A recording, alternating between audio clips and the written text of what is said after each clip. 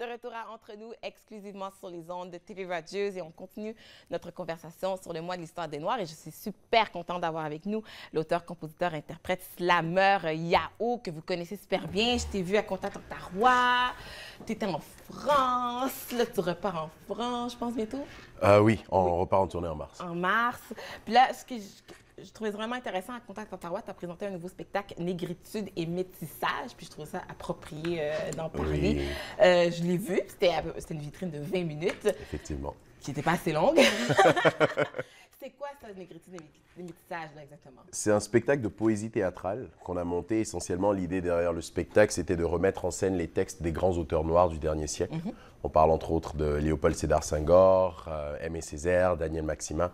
Et l'idée vraiment derrière le spectacle, c'est comme le nom l'indique, non seulement de mettre de l'avant la négritude, un peu cette remise en question, mais aussi le métissage. Parce qu'aujourd'hui, à l'ère de la mondialisation, de la globalisation, tout le monde qui voyage et qui vit sur différents continents, qui a un métissage culturel, ça veut dire quoi, être noir? Oui.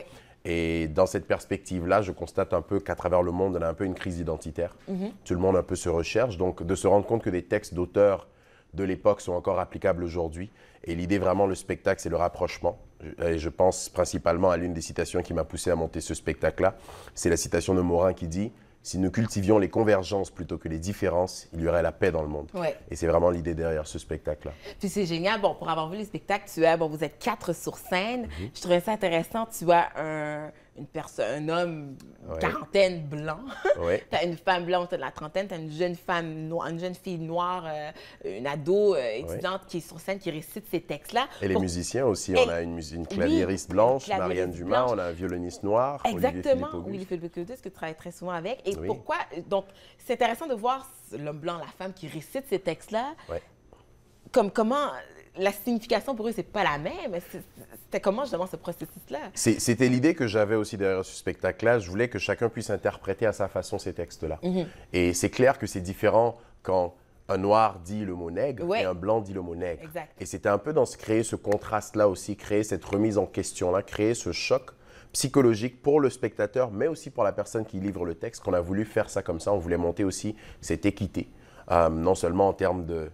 On parle de 3 gars, 3 filles sur scène, mais aussi on parle aussi de 3 blancs et de 3 noirs sur scène. Et c'est vraiment dans l'esprit du métissage culturel aussi, d'échange de bagages. Je pense entre autres à Richard Léger qui fait les Motel Monstre sur TFO, avec qui j'ai travaillé, qui m'a dit il a juste découvert Aimé Césaire à l'âge de 40 ans, à l'université. Lorsqu'il étudiait, il faisait sa maîtrise en théâtre, qu'il a découvert la tragédie du roi Christophe d'Aimé Césaire, qui est une pièce de théâtre qui a été jouée plusieurs fois à travers le monde. Et pour lui, il trouvait anormal que c'est juste à 40 ans qu'il découvre un grand auteur noir comme ça. Exactement. Donc, de voir cette perspective-là aussi et de pouvoir présenter cette perspective-là dans le spectacle, il a une manière de livrer le texte qui va aller chercher les gens d'une autre façon. Et c'est ça que je trouvais très intéressant de monter un spectacle comme ça qui mélangeait tout le monde. Mais c'est ça, comment c'était pour toi justement de monter un spectacle comme ça? C'est différent. Moi, quand on m'a dit Yao, moi, je m'attendais, OK, Yao! J'arrive. Puis c'était vraiment serein, c'est écouter les textes. C'était pour toi justement de monter un spectacle où c'est totalement différent de ce que j'ai l'habitude de te voir, là, dis-moi? J'avoue que c'est une extension de moi-même. J'adore l'écriture, j'adore la littérature. Exactement, et je viens aussi du théâtre. Donc, c'était vraiment une extension. C'était un projet qui me trottait en tête depuis un bout de temps. On a monté le projet la première fois l'an dernier, en février 2015, à travers le réseau des artistes noirs en dialogue, leur projet d'hier à aujourd'hui, financé par TD. Donc, on a eu la première représentation. Il y a eu une super belle réception justement du spectacle à ce moment-là. Donc, on s'est dit qu'on va le représenter encore cette année. Pourquoi Contact Ontario aussi, elle nous a donné la possibilité de faire une vitrine.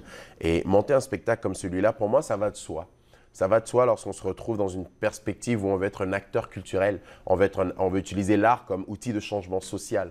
Et dans cette perspective-là, ce spectacle-là allait de soi de pouvoir présenter des auteurs qui, moi, ont marqué ma jeunesse. Je pense à Léopold Sédar Senghor, qui est non seulement un personnage du monde de la littérature, mais c'est aussi un personnage politique. Donc, moi, en grandissant, j'ai connu cet homme-là.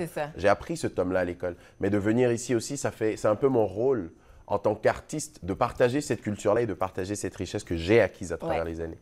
Tu as mentionné tantôt, le fait de monter quelque chose de spectacle comme ça, c'était pour questionner les gens.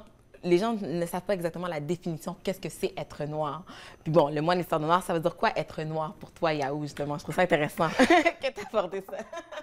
Ça, c'est une question piège. Tu parles de métissage et tout ça. Je parle de métissage et tout, mais aujourd'hui, je trouve que s'identifier... Il y a une phrase que j'aime beaucoup, qui régit très souvent ma vie, c'est de savoir d'où l'on vient pour savoir où l'on va, mais aussi apprécier où on est. Et pour moi, être noir aujourd'hui, pour quelqu'un comme moi, qui suis né en Côte d'Ivoire, de parents togolais, qui ai vécu, ça fait 17 ans que je suis en Ontario, j'ai vécu sur différents continents.